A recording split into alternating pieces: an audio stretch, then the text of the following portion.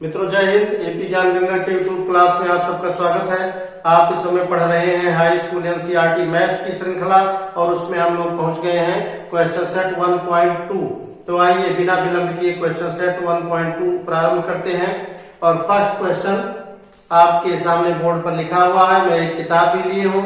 तो first question है कि पूर्णांकों के निम्नलिखित युग्मों के एचसीएफ और एलसीएम ज्ञात कीजिए। पूर्णांकों के निम्नलिखित युग्मों के युग्म माने होता है मित्रों दो। तो नीचे दो दो संख्याएं दी हैं और इसमें एचसीएफ और एलसीएम आपको निकालना है। फिर क्या करना है, दोनों का गुणा करना है और यह दिखाना है कि एचसीएफ और एलसीएम का गुणा दोनों संख्याओं के गुणनफल के बराबर होता है। फर्स्ट क्वेश्चन लेते हैं, यह 26 और 91। इसका हमको एचसीएफ निकालना है और एलसीएम निकालना है। तो डियर स्टूडेंट्स, आप लोग जानते हैं कि किसी भी संख्या का एचसीएफ या एलसीएम निकालने के लिए उसका अभाज्य गुणनखंड करना पड़ता है। अभाज्य गुणनखंड का मतलब ऐसी संख्याओं के गुणन के टुकड़े में बड़ी संख्या को बांटते हैं जिसके और छोटे टुकड़े ना हो पाए। तो आइए देखते हैं, पहली संख्या दी है 26 और इसका गुणनखंड करते हैं।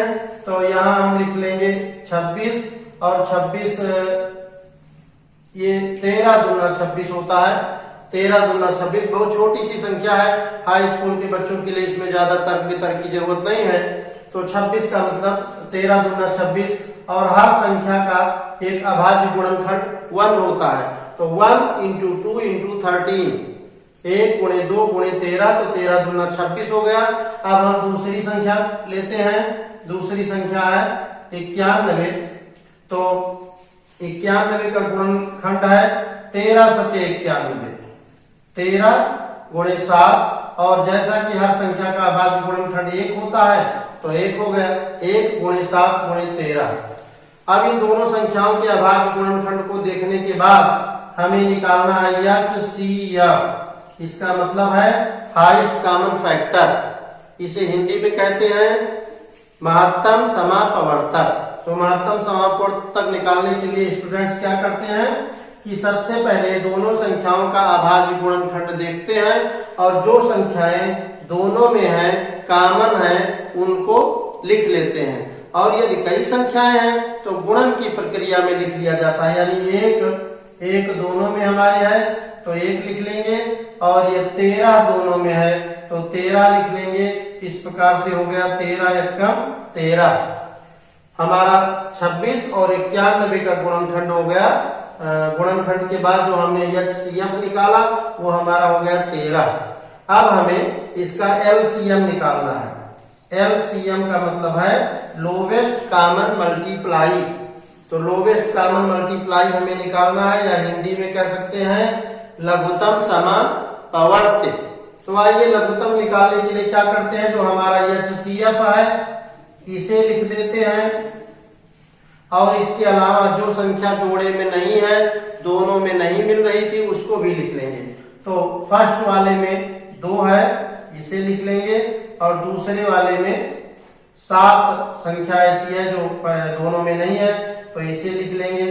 अब इसे दोनों को गुणा करेंगे तो ये हो गया 13 दूना 26 और इसे फिर 7 से गुणा करना है। 7 छक 42 के 2 हासिल आया 4, 7 दूनी 14 और 4 18। तो इस प्रकार से हमारा एचसीएफ था 13 और एलसीएम आ गया 182। तो इसके आगे अब आपको क्या करना है कि दोनों संख्याओं का गुणनफल ज्ञात करना है और दोनों संख्याओं का एचसीएफ और एलसीएम का गुणा करना है और दोनों ये दिखाना है कि दोनों बराबर होते हैं। तो आइए फ्रेंड्स इधर करते हैं, HCF highest common factor into LCM lowest common multiply, यानी लघुत्तम समापवर्ती और महत्तम समापवर्तक दोनों का गुणा करते हैं। तो देखिए आपका एचसीएफ आया 13, इसे लिख लेंगे। एलसीएम आपका आया है 182, इसे लिख लेंगे और दोनों का गुणा करेंगे।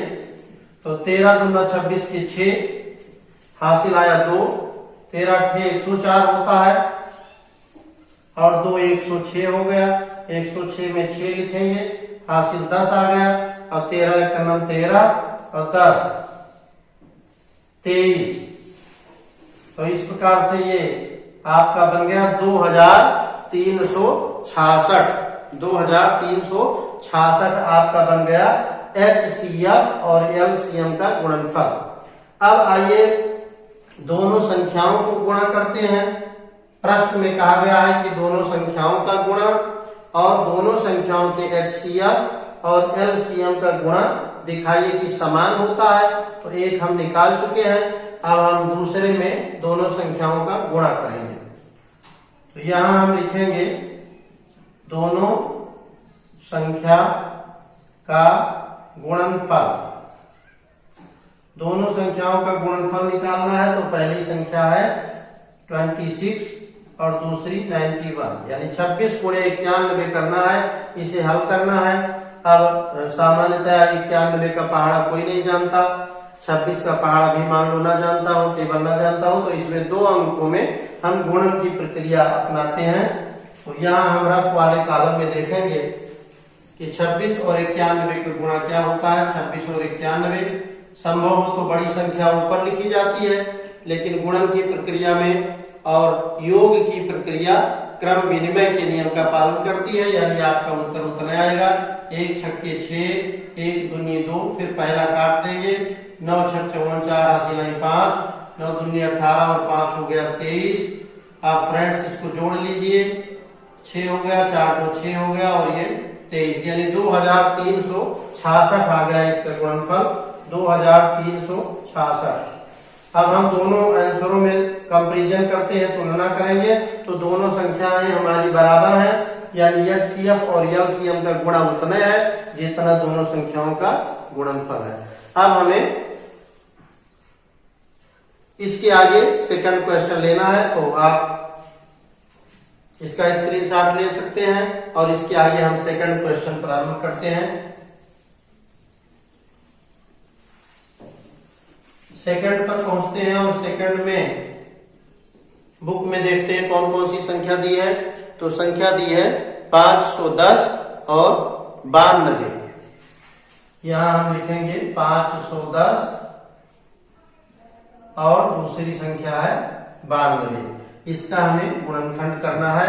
गुणनखंड करने के बाद HCF यानी महत्तम समापवर्तक और LCM यानी लघुत्तम समापवर्त्य हमें ज्ञात करना है, और फिर दोनों संख्याओं का गुणनफल सिद्ध करना है कि लासा और मासा के गुणनफल के बराबर होता है। जो लघुत्तम समापवर्त्य है इसे शार्ट में लासा कह सकते हैं और महत्तम समापवर्तक को मासा कह सकते हैं। तो आइए इन दोनों संख्याओं का गुणनखंड करते हैं। पहली संख्या है 510, इसको छोटी छोटी संख्याओं से काटेंगे। जिस संख्या के अंत में 0 हो या 2 का पहाड़ा हो वो संख्या 2 से कट जाती है, तो 2 से काटेंगे इसको। 2 दूनी 4, 1 बचा, 1 उतारिए 11 हो गया, तो 2 पंचे 10, 1 और 0 बढ़ाएंगे तो 10 हो गया, 2 पंचे 10। 2 से काटने का मतलब किसी संख्या का आधा करना, तो 510 का आधा 255 हुआ। अब अंत में 2 का पहाड़ा नहीं है, यानी संख्या 2 से नहीं कट सकती। 5 5 10 2 12 अंकों का योग है और ये 3 से कट सकता है, तो हम संख्या को 3 से काटेंगे।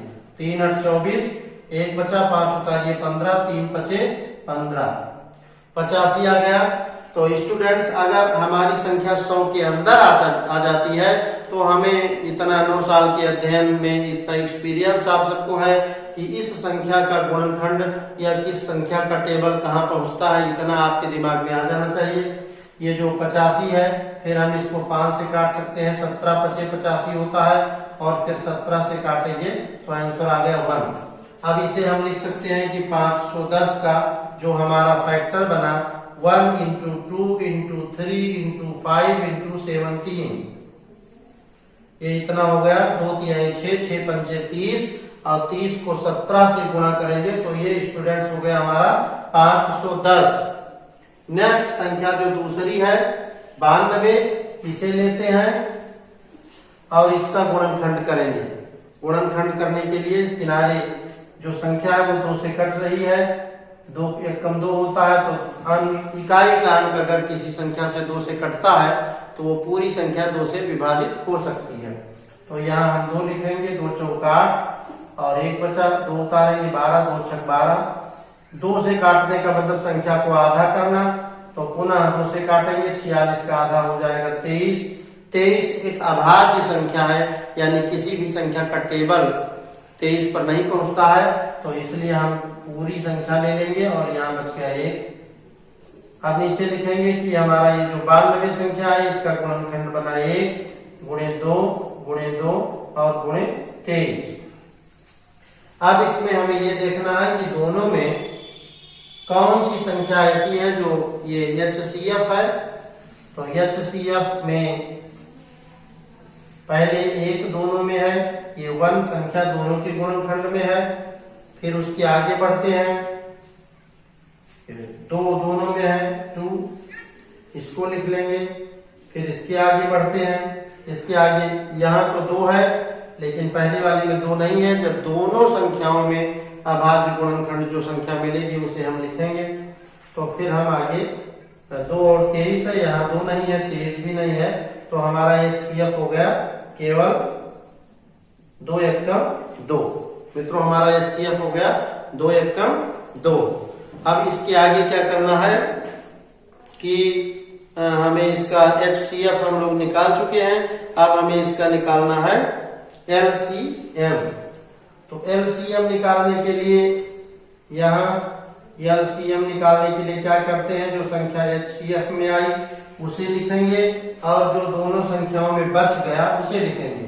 तो यहाँ बचा 3 गुणे 5 गुणे 17, 3 गुणे 5 गुणे 17 और दूसरे में बचा 2 गुणे 23, तो गुणे 2 गुणे 23। इस प्रकार से पहले छोटी संख्याओं को गुणा करके आसान बना लेते हैं। 2 तिहाई 6 और 6 पंचे 30 और 30 दूना 60, तो ये 60 हो गया। फिर गुणा करना है 17 से, फिर गुणा करना है 23 से। आइए रफ वाले कॉलम में इसका गुणा करते हैं और देखते हैं ये कितना हुआ।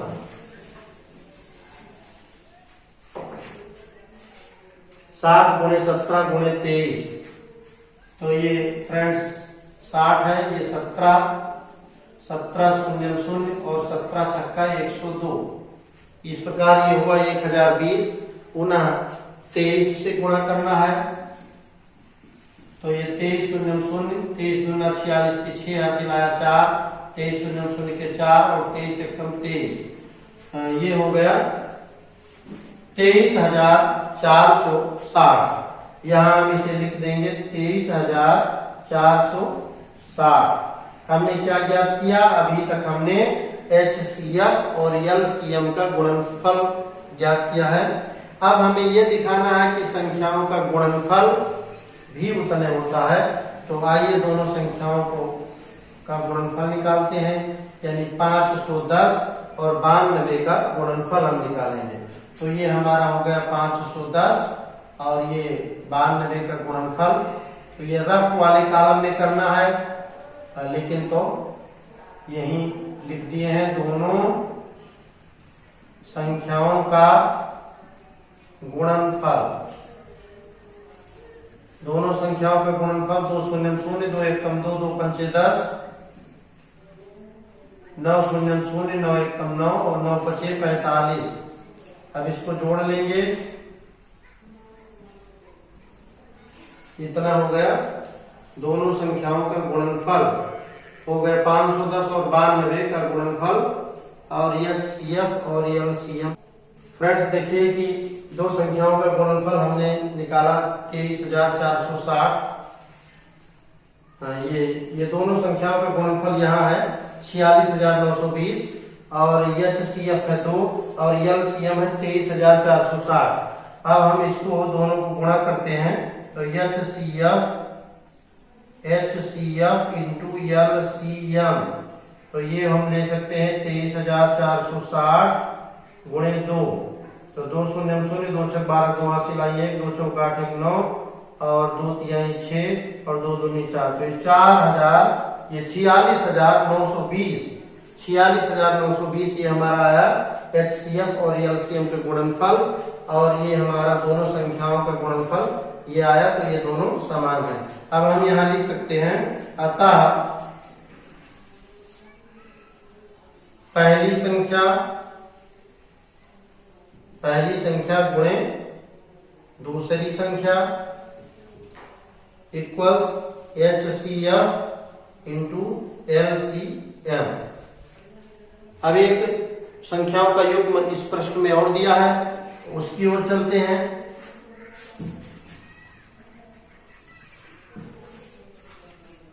दो संख्याओं के युग्म को हम हल कर चुके हैं। अब हम लोग तीसरी संख्या के युग्म की ओर चल रहे हैं। तीसरी संख्या का युग्म है, तीसरी संख्या का युग्म है 336 और 54। अब हम ये संख्या लेते हैं 336 और 54, तो ये तीसरा नंबर डाल देते हैं 336 एवं 54। स्टूडेंट्स, इसका हमें HCF निकालना है, जो हम पहले दो सवाल में कर चुके हैं, और LCM। आइए इसका गुणनखंड करते हैं। 336 के अंत में 6 है, ये 2 का पहाड़ा है, तो पूरी संख्या 2 से कट जाएगी। 2 एकम 2, 2 छक 12, 2 8 16। फिर 2 का पहाड़ा आ गया, 2 से काटेंगे, 2 8 16, 2 चौक 8। पुनः 2 से काटेंगे, 2 चौक 8, 2 दूनी 4। फिर 2 से काटेंगे, 42 का आधा 21। फिर 3 से काटेंगे, 3 सत्ते 21, 7 से काटेंगे 1। इस प्रकार से गुणनखंड बना 336 का गुणनखंड बन रहा है 1 गुणे 2 गुणे 2 गुणे 2 फिर गुणे 2, यानी 1 2 3 4 बार 2 है, फिर 3 गुणे 7, ये 3 है और ये गुणे 7। अब हम दूसरी संख्या लेते हैं। दूसरी संख्या जो हमारे पास है 54 54, ये बहुत छोटी संख्या है। 2 से काटेंगे, 2 दूनी 4, 2 सत्ते 14 27 हुआ। 3 से काटेंगे, 3 9 27, 3 से काटेंगे 3 53, फिर 3 से काटेंगे 1, तो 2 के बाद 3 बार 3 हुआ, यानी ये 54 बराबर हुआ 1 गुणे 2, और इसमें 3 बार 3 हो गया। अब यहाँ देखते हैं कि कौन सी संख्या HCF है। HCF वही संख्या होगी जो अभाज्य गुणनखंडों के जोड़े में मिलेगी। 1 दोनों में है तो 1 लिख लेते हैं, इसके बाद 2 दोनों में है तो 2 लिख लेंगे। फिर इसके बाद देखते हैं यहाँ 3 लिख लेंगे, और फिर कोई जोड़ा नहीं मिल रहा है। दूसरी संख्या में एक बार और 3 है, पहली संख्या में 2 है, लेकिन जब दोनों में मिलेगा तभी लिखेंगे। तो ये आपका हो गया 3 दूनी 6। आपका ये अभाज्य गुणनखंड हो गया 3 दूनी 6। HCF और LCM निकालना है। LCM क्या हो गया कि हम अपना HCF लेंगे 6, और उसके आगे इसमें है 2 दूनी 4 दूनी 8, 8 गुणे 7, ये पहले में है, और दूसरे में 3 3 9। अब इसको गुणा करते हैं और गुणा करके यहाँ लिखते हैं, तो ये हो गया 6 8 48। फिर 7 से गुणा करेंगे, फिर 9 से, तो ये बना 7 8 56, 6 हासिल आया 5, 7 चौक 28 और 5 33। पुनः 9 से गुणा करेंगे, 9 6 54 के 4 हासिल आया 5, 9 3 27, 5 32 के 2 हासिल आया 3, और 9 3 27, 3 30। तो यह LCM आपका हो गया 3024। अब क्या करना है कि यहाँ हम लिखे लेते हैं HCF आपका निकला 6, LCM निकला 3024।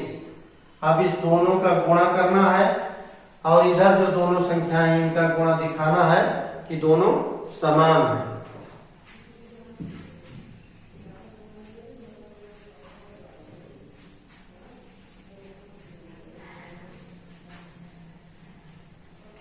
आइए गुणा करते हैं। सबसे पहले हम क्या करेंगे, यहां लिखेंगे दोनों संख्याओं का गुणा। दोनों संख्याओं का गुणा यानी गुणनफल। दोनों संख्याओं का गुणनफल यानी 36 और 54 को गुणा करेंगे। तो इसे रफ वाले कॉलम में करते हैं।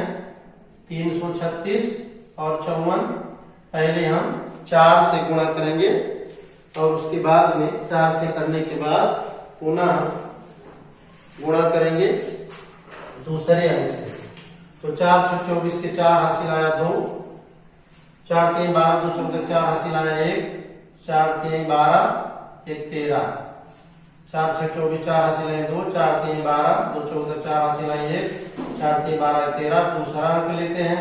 5 6 30 के 0 हासिल आया 3, 5 3 15 3 18 का 8 हासिल आया 1, 5 3 15 1 16।